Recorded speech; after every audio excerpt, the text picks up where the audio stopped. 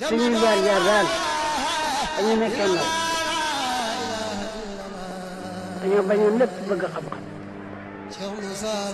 daan naa wax ni su ko xaari doon jar doonaa ko am. sama sëriñ maam Seex Njaay ñett barab yi la am njaboot gi ak daaru Tuubaa jagle toolam yaa suñu sëriñ maam Seex Njaay waxam ci ñetti la ne hadiis ak alxuraan mbindam Seex Bamba Yàllaahu sama sëriñ maam Seex Njaay waxam ci ñetti la ne hadiis ak alxuraan mbindam Seex Bamba Yàllaahu. A'uuzu billahi mina sheytaani rajiim wa bismillahi rahmaani rahiim. mbokki jullit yi mbokku taalibi yi ñoo ngi leen di nuyu te di leen siyaar te di leen màggal. mbokk yi tey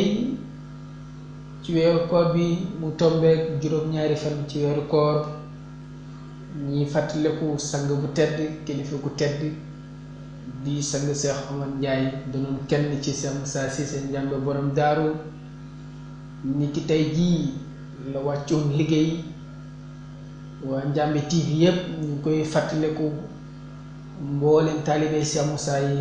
waaye mboolem mi jullit noonu dañuy siyaare Baye As Njaay moom mi nga xamante ni mooy xalifa sang Seex Omar Njaay ñu koy siyaar di ko màggal waaye di ndokkeel suñu sang bu tedd boobu di Soxna Xadi Njaay ñu ngi koy siyaar di ko màggal moom mi nga xamante ni waa Njàmbe TV ñépp ko sopp ñu ngi koy siyaar di ko ndokkeel bu baax a baax. kii xam ngeen sang Seex Omar Njaay ki mu doonoon ci Seex Musaa Sise Njàmbe borom daaru bokk na ci ñi nga xamante ni ñoo yaatal liggéeyu Seex Musaa bi ba mu daj ci mbooleem adduna bi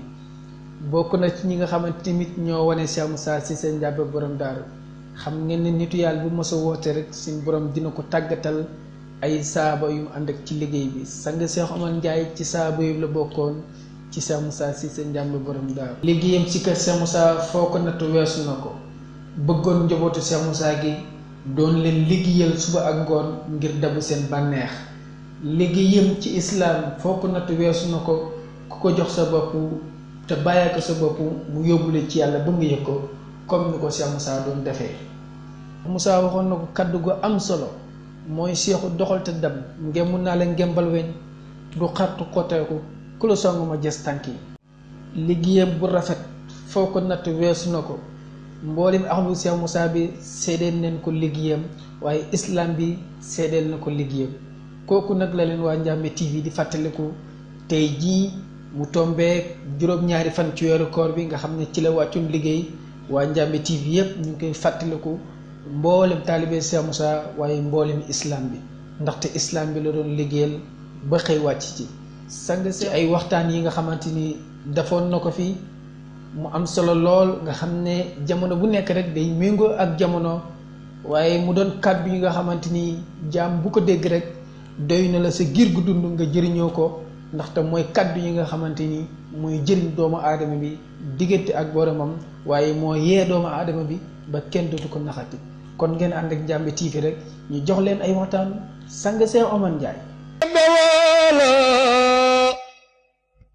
ba denk la yanam ba naan la ngemba weñ te jant dootul tiim ku la gan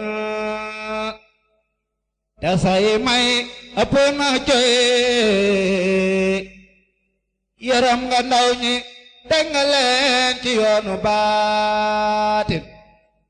weg nga mag ñi jébbaleen seen borom yaa fi jëfu Ahmadul Mbakiyo yaa tax ba dootunu taabi niraani yal na nu ànd ak yow ba dellu xaybo te yàlla bu nu xàcc te yàlla bu ñu murtaat yaa fi jëfu Ahmadul Mbakiyo yaa tax ba dunu taabi niraani maam yaa fi jëf jëfu Muhammadu Rasulullah yaa jël jigéen jox ko garaatub rijaalu laay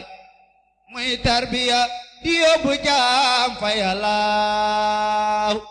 suñuy jaar jaar daal dañu nekkee ndaw dañoo bañoon lépp bëgg xam-xam. daan naa wax ni su ko xaaritoon jar doonaa ko am.